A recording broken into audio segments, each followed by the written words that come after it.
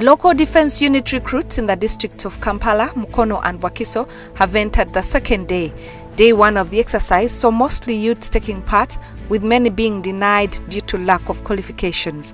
Aspirants are expected to have at least a Primary 7 certificate, national identification card, recommendation letter from their local council 1, and they should be able-bodied and free of some diseases. We hope, because the criteria say they must come with the recommendation of the LC1, the GISO, LC1, the Defense Secretary, the GISO, the BISO. So those are the people known from our village. Once something happens and we say, something was done by one of them, then we handle him at that level. He's our son, he's our residency personnel, and he's a man of the area or a woman of the area. Those who qualified for the job will be taken through a 4-month training before being deployed in the communities. Recruiters have emphasized discipline for people who seek to join the local defense unit for Kampala, Wakiso and Mukono districts. A total of 24,000 recruits will lead to the end of the exercise that closes on Sunday. The chairperson of Uganda Private Sector Foundation, Patrick Bitature, has urged the Uganda Free Zones Authority to avoid making it so hard for both local and foreign investors when setting up businesses in the free zones. He advises that the Uganda Free Zones Authority should come up with policies that will make it as easy as possible for people to grow their businesses. Bitature was speaking during a business forum between Uganda Free Zones Authority and investors to discuss and identify investment opportunities in free zones. The board chairman of the Uganda Free Zones Authority, Frederick Chiwanuka, said although they have not yet reached the critical mass, there are positive signs for the country's export volumes to further grow. Exports alone contributed $50 million in the financial year 2016-2017.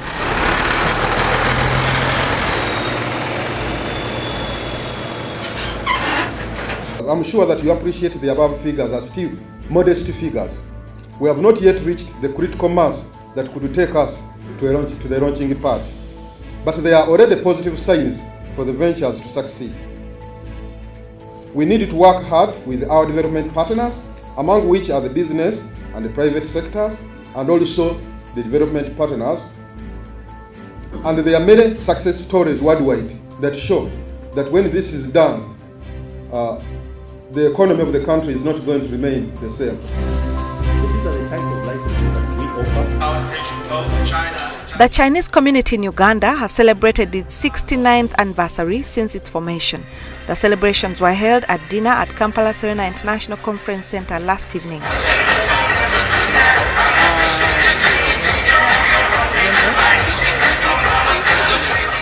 The People's Republic of China was founded on October 1, 1949. The Chinese ambassador to Uganda, Zheng Zuqiang, reassured the Ugandan people of not interfering in the internal political differences, but orienting themselves to business and development projects. China follows a 5-no approach in our relations and cooperation with Africa. That is, no interference in African countries' pursuit of development path that fits their national conditions. No interference in African countries' internal affairs. No imposition of our will on African countries. No attachment of political strings to assistance to Africa.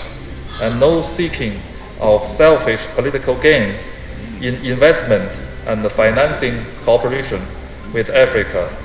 China is currently the biggest funder of Africa's infrastructure projects, which is key in the industrialization of the continent. The chief guest, President Yoweri Museveni, was represented by Vice President Edward Kiwanuka II, who hailed China for its focus in assisting Uganda and Africa in development of the most critical sectors of economic transformation. Role China is playing in our priority areas of development, including roads construction, such as Entebbe Expressway, in the power sector, such as the Simba and the Karuma dams, investment in industrial parks, and support in socio-economic needs. During the last forum on China-Africa cooperation, Chinese President Xi Jinping reassured Africa on the People's Republic of China's commitment to boost the China-Africa relationship on a win-win strategy.